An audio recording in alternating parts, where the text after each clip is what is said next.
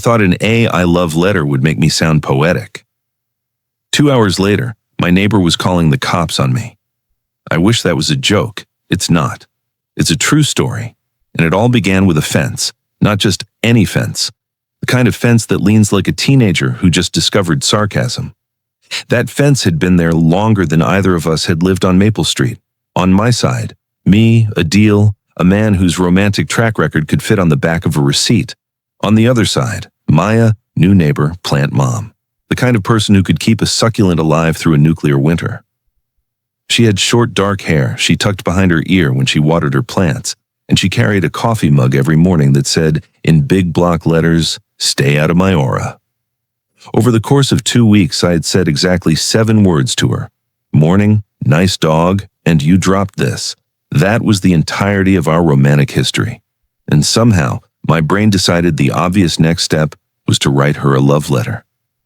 I blame boredom, or loneliness, or maybe the fact that in 2025, we have artificial intelligence that can sound like a poet, a novelist, a therapist, or all three at once. I thought, why not use that? Why not outsource my lack of smoothness to a machine? I sat down at my desk and opened the AI app. I typed, write a short, classy, non-creepy love letter to my neighbor, Maya. She likes lavender, hates leaf blowers, owns a large succulent, and I want it to sound sincere, but not over the top. It produced what it proudly labeled as a masterpiece. And by masterpiece, I mean a paragraph that began with, "Dearest adjacent homeowner." I stared at it. Dearest adjacent homeowner? Was this a love letter or a notice of property tax reassessment? I told it, make it more romantic. That's when the metaphors came in. Oh, the metaphors. Your eyes are 2 Wi-Fi routers. Your words, unlimited data. Your presence increases my uptime.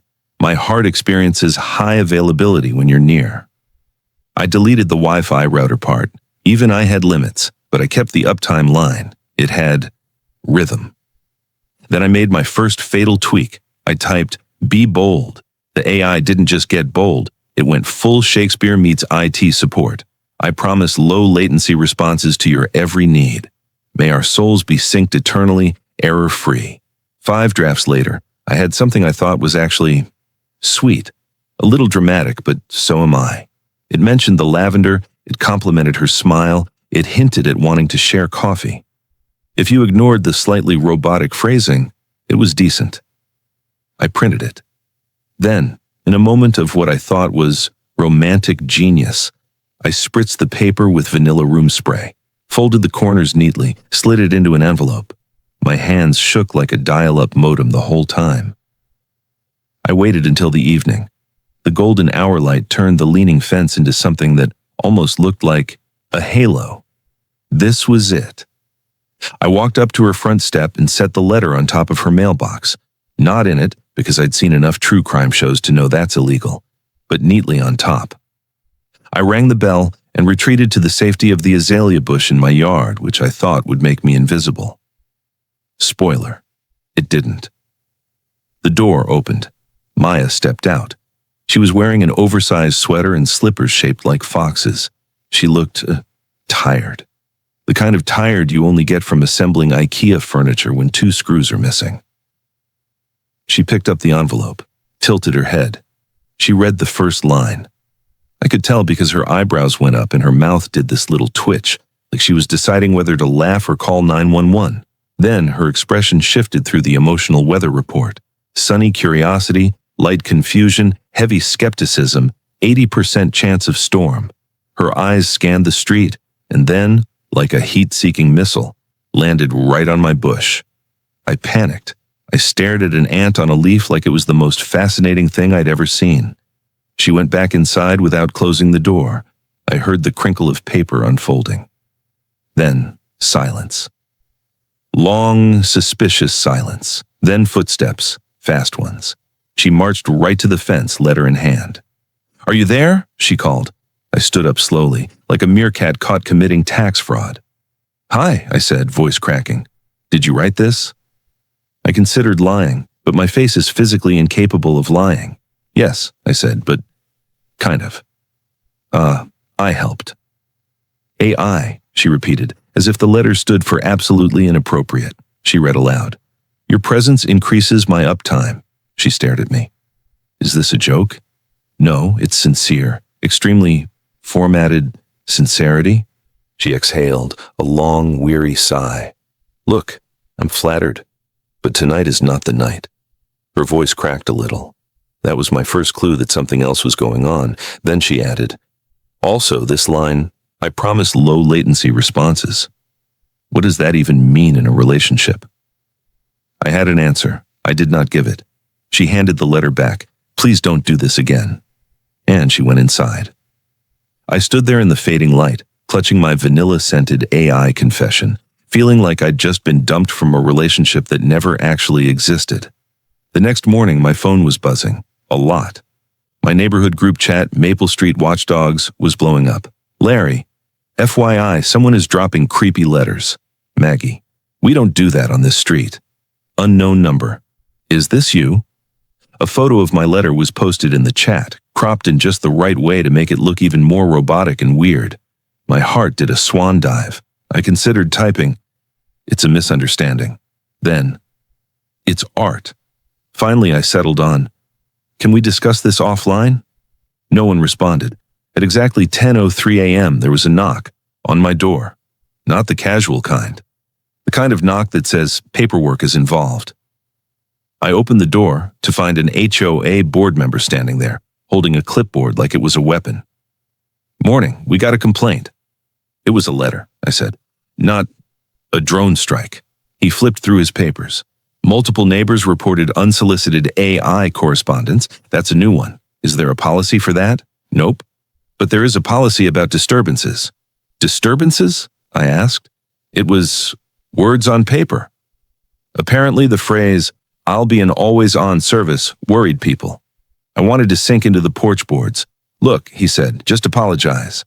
Maybe bake some cookies, human ones.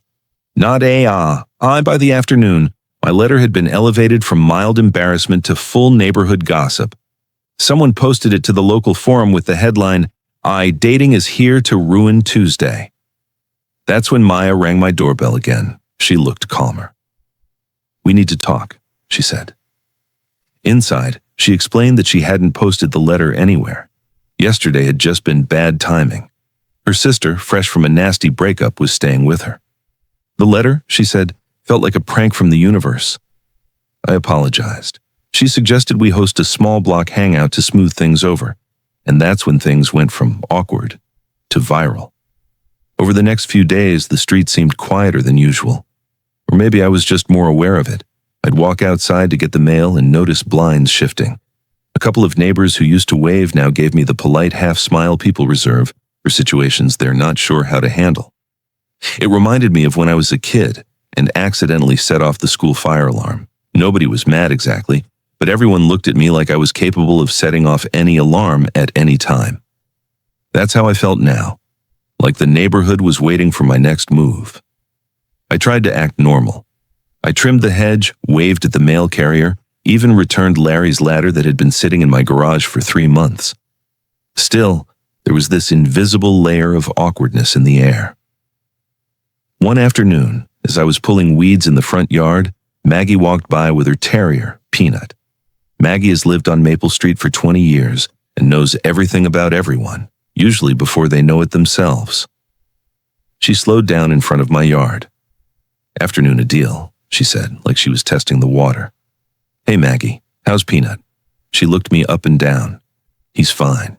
He doesn't write letters, though. I smiled, trying to play along. Yeah, I hear that's frowned upon these days. Her mouth twitched, and for a moment I thought she might smile.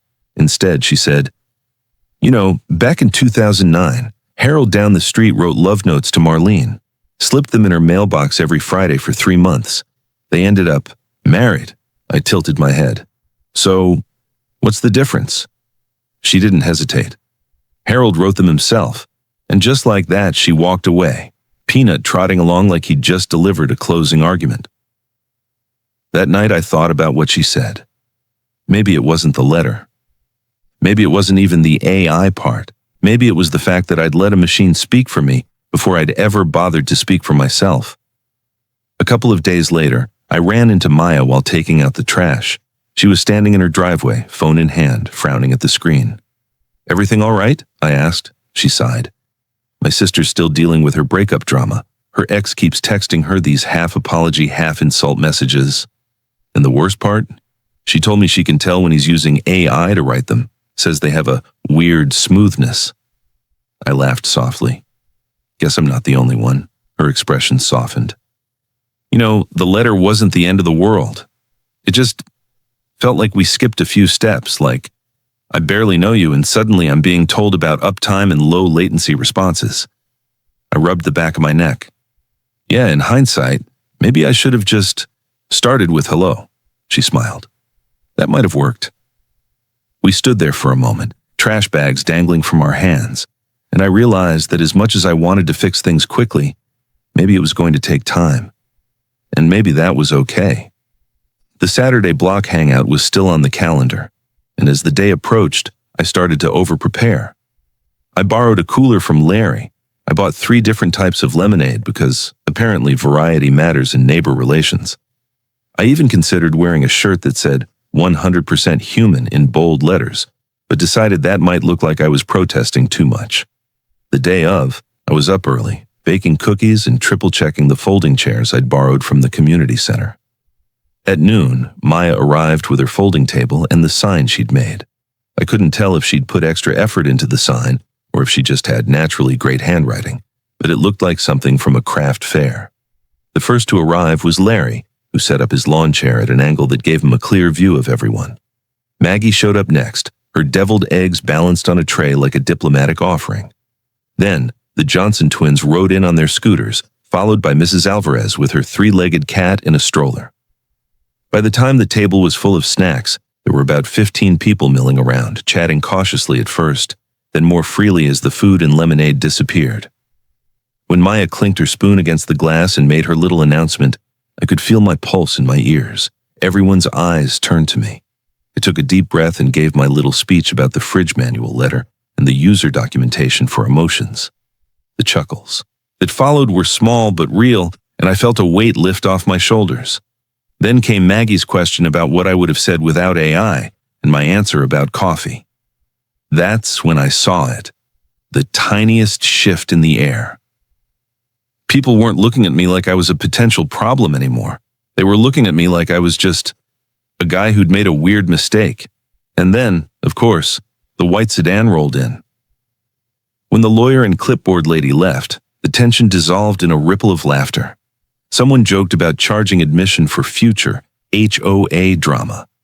Even Larry cracked a smile, which I'm pretty sure was his first in 2025. The rest of the afternoon unfolded like a normal neighborhood gathering.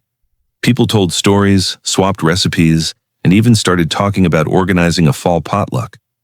For a moment, it felt like the letter fiasco was fading into the background. As the sun dipped low and people started packing up, Maya lingered by the table with me. That's when she told me her own AI confession. Her honesty made me feel lighter. For the first time in days, I didn't feel like the only one in the wrong. We stood there, 2 people who had both hidden behind polished, machine-generated sentences instead of risking our own imperfect words. When I said my human version introduction and she replied with hers, it felt like we were hitting reset. The next week brought small but important changes. Bennett's post vanished from the forum, replaced by a string of unrelated neighborhood debates about recycling bins and someone's missing lawn flamingo. The HOA's updated pamphlet with a "Try Lemonade" line made the rounds, and everyone seemed to get a kick out of it. Maya and I started fixing the fence together. It was slow work, but we made a game out of it with the human words only jar. She caught me first when I described the new posts as structurally optimized. $2 in. I got her back when she said the freshly painted boards had good visual resolution. $4 in. By the time we were done, the jar had enough for 2 coffees, which is exactly what we did next. The coffee wasn't romantic. It was better. We sat by the window of the little cafe on Oak Street, watching people walk by with shopping bags and dogs. We talked about the small, silly things, her sister's dog's dramatic size, my ongoing battle with the garage spiders, which type of bread makes the best grilled cheese, No AI, no scripts, just the messy rhythm of real conversation. When I got home, I opened the folder on my laptop and dragged the AI letter into one labeled, "What Not to Send." But I couldn't quite delete it. I kept one line, not because it was good, but because it made me laugh. I promise, low latency responses. In the end, the best response had been slow, awkward, and entirely human. And maybe that's the real lesson. AI can write the most elegant sentences in the world, but it can't look someone in the eye, hear the quiver in their voice, or know when to just sit in silence with them. That's the part that matters. So if you're thinking of outsourcing your heart to a machine, maybe don't. Outsource your grocery list, your meeting notes, your reminder to buy stamps, but keep your messy human sentences for the people who matter. Because if you're writing a letter tonight, you could start with, "Dearest adjacent homeowner," or you could start with, "Hi, I'm me. Can we talk?" If you enjoyed this story, make sure to hit that like button so more people can find it. Subscribe if you want more real-life drama, awkward encounters, and the occasional bad idea brought to life. And hey, drop a comment and tell me, would you ever trust AI to write a love letter? Or is that strictly a human-only job?